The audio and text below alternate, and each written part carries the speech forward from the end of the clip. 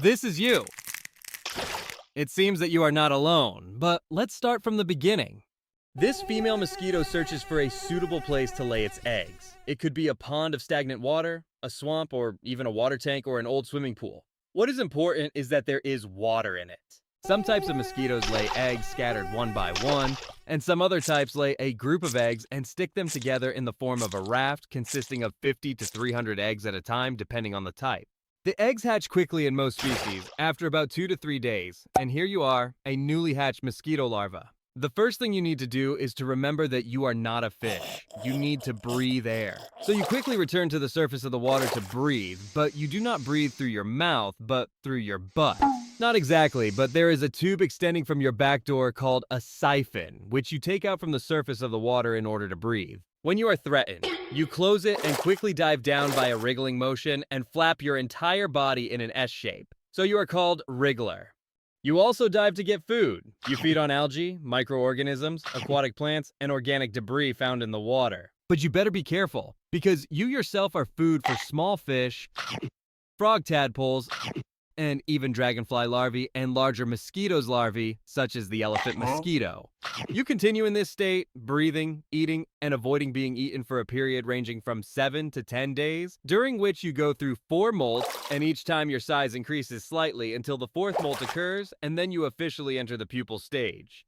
At this stage, you are not feeding, but you stay most of the time near the surface of the water, breathing air through a pair of respiratory trumpets that emerge from your upper body. You are very sensitive to any movement around you, and if disturbed, you swim down by flipping your body with jiggly acrobatic movements. And this is what earned you the name tumbler. After 2 to 3 days or more, depending on the species, you emerge from the pupa and finally become an adult female mosquito, and emerge on the surface of the water in a scene as if from a movie. You stay on the surface for a while until your body and wings dry, and you are ready to fly. You have a very short lifespan, ranging from a week to a month, and as a result, the first thing on your priority list is reproduction. In some types of mosquitoes, the males wait for the females at the surface of the water and mate immediately after the pupae turn into adults, even before they can fly. As for you, after your wings dried, you began to fly and search for a partner to mate using the pheromones that both males and females spread alike. After the process is completed, you begin to search for your first meal. Contrary to what is common, there are more than 3,000 known species of mosquitoes, only 200 of which feed on blood. And of these 200 species, only females feed on it, which they need to obtain the protein necessary to form eggs. They don't do this for fun or to annoy humans, but they are forced to do so for the survival of the species. In addition, most species and all males feed on nectar, honeydew, and plant juices, and are considered plant pollinators, like bees. Hey, how dare you compare this bastard to me? There are species that feed on blood that do not necessarily feed on human blood. Some of them feed on the bodily fluids of other insect larvae and earthworms, and some of them feed exclusively on the blood of animals other than humans. Also, there are small species that parasitize on relatively large mosquitoes and suck from them the blood that they have absorbed from other animals. Go away, you dirty, annoying mosquito! Of course, I'm not saying that you should love mosquitoes. That's not possible because in addition to the inconvenience they cause you, mosquitoes transmit serious diseases such as malaria, dengue fever, Zika virus, elephantiasis, and others, which kill about 700,000 people annually. And this number far exceeds the number of humans who die as a result of other humans. And believe me, we are very good at killing each other. But back to you. You found a cow full of delicious blood. You go straight to it.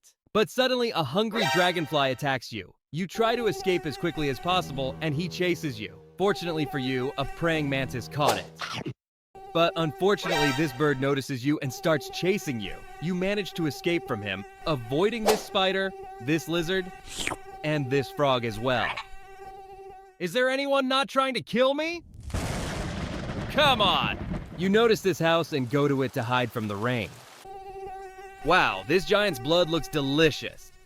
As a mosquito, you use your olfactory system via odor receptors on your antennae and head to locate a host. You can smell the carbon dioxide that comes out during breathing, as well as the smell of sweat and skin oils from a distance ranging from 35 to 170 feet.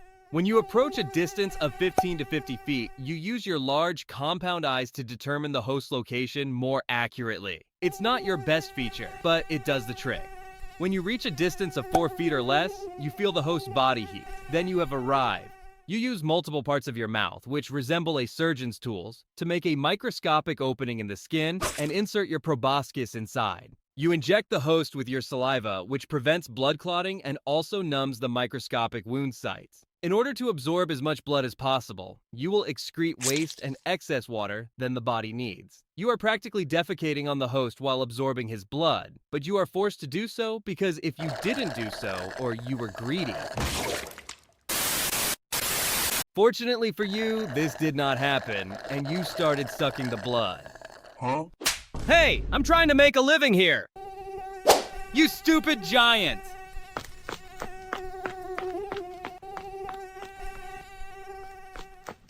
Wait, I'm a male! I didn't do anything!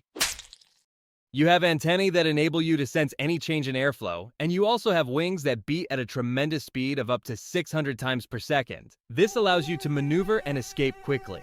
But from here begins a series of confrontations between you and this human that has no limits. For example, one time he brought in Bug Zapper.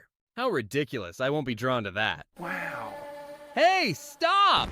I think it works sometimes. And he chases you one time with a fly swatter and another time with an insecticide. But eventually you are able to suck enough blood to begin producing and laying eggs. You lay eggs in batches of 50 to 300 eggs at a time, depending on the species, and you devote the rest of your life to one goal only, which is laying eggs. You may produce about 3,000 eggs during your life, which may last only 1 month, or maybe less.